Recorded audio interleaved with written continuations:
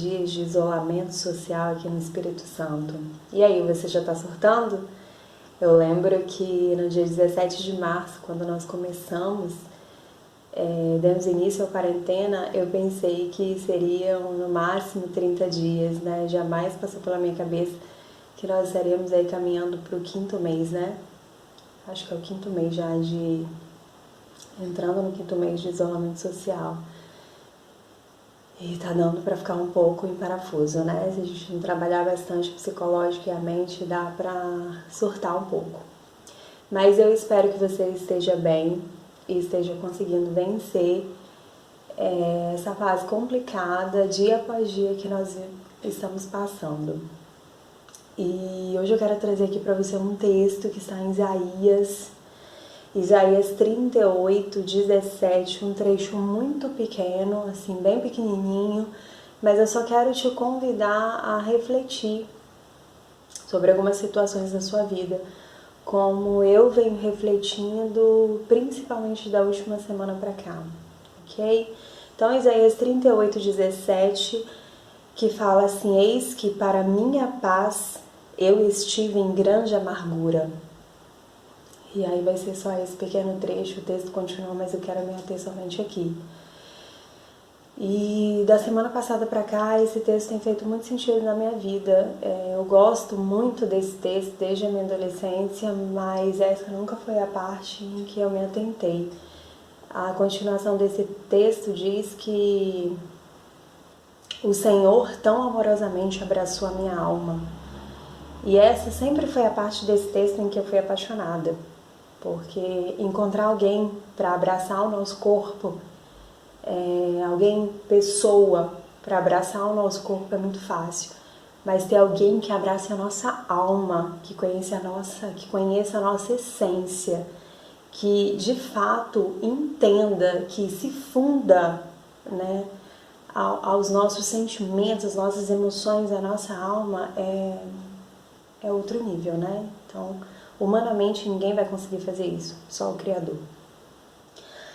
E da última semana passada pra cá eu vivi momentos muito angustiantes na minha vida e um dia eu acordei com esse texto na minha mente e eu vim meditar nele. E aí, de novo, eu tinha ido somente nessa parte, né, do tão amorosamente abraçou a minha alma, mas aí eu resolvi, eu olhei, na verdade, esse outro trecho com um olhar diferente, do qual eu nunca havia me atentado. E o que aconteceu aqui? O que Ezequias estava falando nessa história? O profeta Isaías chegou a ele, a mando de Deus, pedindo para que ele arrumasse a casa dele, porque ele iria morrer. E aí Ezequias ficou em profunda angústia, né, com aquilo. E aí é onde eu quero te convidar a refletir. Há um tempo atrás eu postei aqui um vídeo falando sobre a história de Elias. Como que Elias reagiu diante de uma informação que ele recebeu, que os filhos dele morreriam. E são situações completamente diferentes, porque Ezequias tomou uma postura oposta ao caminho que Elias seguiu. E a Bíblia conta que Ezequias recebeu essa informação e ele foi orar. E é onde, assim, eu quero te convidar a refletir. Quando Ezequias recebeu essa informação, o primeiro pensamento que me veio à mente ele recebeu uma informação que ele morreria. Então, como que ele pôde agir de modo favorável a ele? Ele poderia simplesmente, quando recebeu essa informação, se revoltar contra Deus. Eu fui teu servo, eu te servi, eu estive contigo, eu andei com o Senhor e agora é desse jeito que o Senhor me paga, dizendo que vai me matar? E não, ele não agiu desse jeito. Quando Isaías contou isso para ele, ele humildemente foi aos pés do Senhor e se humilhou perante o Deus dele. E a Bíblia conta que ele mudou o coração de Deus com essa atitude dele. E Deus manda Isaías voltar e falar com ele que a partir daquele momento ele estaria dando a ele 15 anos mais. E eu fico assim maravilhada que Ezequias mudou o coração de Deus. Ele não mudou o coração de uma pessoa que muda. Nós mudamos o tempo inteiro de pensamentos, de atitudes, de estilo. Mas Deus não muda, Ele é o mesmo ontem, hoje e para sempre. E Ele é o mesmo em todos os aspectos. E eu não vou dizer que Deus se arrependeu, porque o arrependimento ele é algo humano. É o homem que se arrepende. Mas Deus, ele voltou o coração dele para Ezequias, porque Deus sonda o coração das pessoas.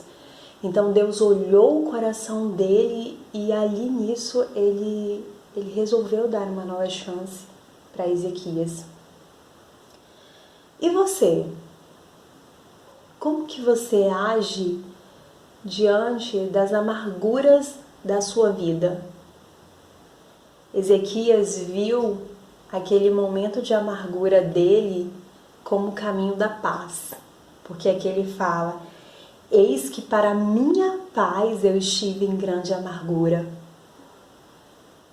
O que será que teria sido da vida de Ezequias se Deus não tivesse vindo até ele e tivesse dito que ele morreria? Porque aquilo ali foi um momento de amargura para ele. Então, se Deus não tivesse vindo até ele e tivesse dito: arruma sua casa porque você vai morrer, o que teria sido da vida de Ezequias?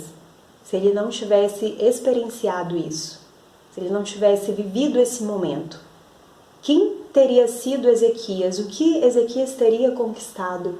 Será que o nome dele estaria sendo citado e lembrado, como hoje, por exemplo, eu estou aqui citando? Ele mudou a história da vida dele. E a história da vida dele está afetando hoje a minha história, como afetou naquele dia da semana passada. Está afetando hoje a sua história, porque eu estou vindo aqui compartilhar isso com você. Então, se não tivesse existido aquele momento de amargura para Ezequias, hoje, de repente, o nome dele não estaria sendo lembrado aqui. E eu quero que você reflita sobre isso. Quem é você diante das amarguras que são apresentadas na sua vida? Você muda? Você se corrompe? Você é uma pessoa de um jeito quando tudo vai bem e quando tudo vai mal você age de modo diferente? Você se revolta? Você perde a sua consciência? Eu não estou falando que quando você passa pelas provas, né, quando você recebe uma notícia de morte de alguém que você ama, ou quando você sofre o desemprego, eu não estou dizendo que você não possa expressar os seus sentimentos humanos, porque isso é nosso. Mas eu estou falando sobre aquilo que se torna contínuo na sua vida.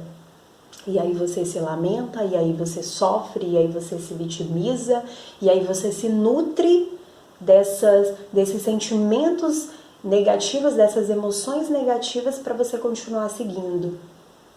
Como se isso fosse a pior coisa da sua vida e como se você não sobrevivesse mais a isso.